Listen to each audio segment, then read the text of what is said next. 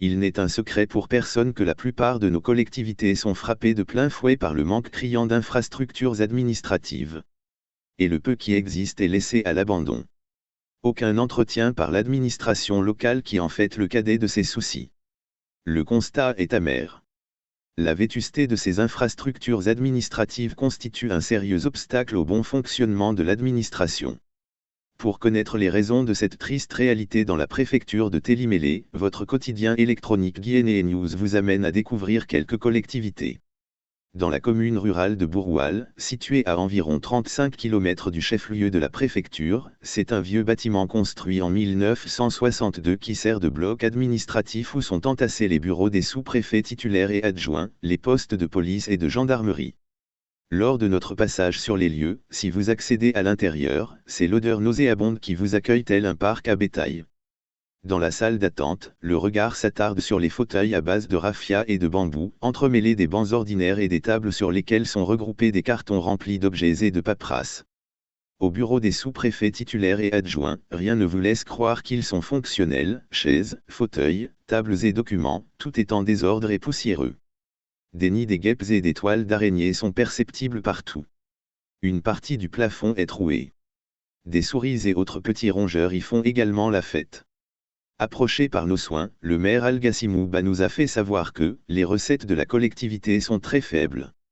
Nous avons d'énormes difficultés ici. Il a fallu l'ANAFIC pour nous permettre de faire certaines réalisations comme les écoles, les ouvrages de franchissement et les forages.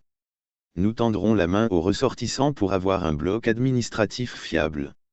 Un autre citoyen de la localité qui a souhaité s'exprimer sous anonymat ne cache pas son amertume et nous a laissé entendre que le sous-préfet partant fréquentait rarement son bureau. Il travaillait tout temps dans la case ronde. Une réalité qui illustre parfaitement des lacunes dont souffre l'administration locale. Dans cette collectivité jugée plus proche du chef-lieu de la préfecture, il n'y a ni centre d'accueil, ni maison des jeunes, ni bloc pour la mairie, encore moins un poste de police adéquat. C'est le bloc administratif construit par les ressortissants qui abrite le bureau du maire et la salle de réunion dans laquelle se trouvent des chaises métalliques très vétustes.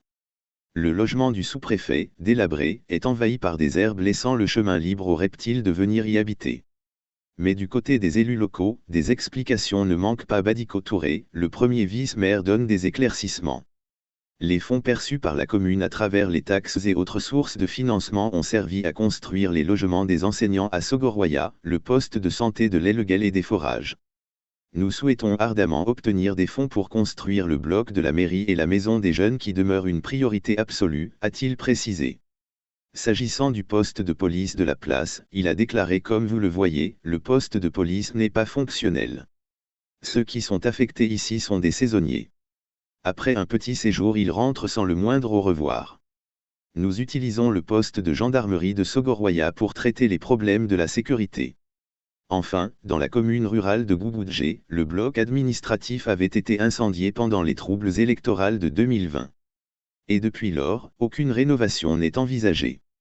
Le sous-préfet et le commandant de la gendarmerie sont hébergés par la mairie. Le maire Alpha Saliou Bari a soutenu que la commune rurale de Gougoudjé ne dispose pas des mines et la précarité est endémique. Nous verrons comment nous mobiliser renaître de cette situation. Face à cette déplorable situation de l'administration publique locale, il urge que l'État prenne des dispositions pour rénover ou construire les bâtiments abritant les services publics.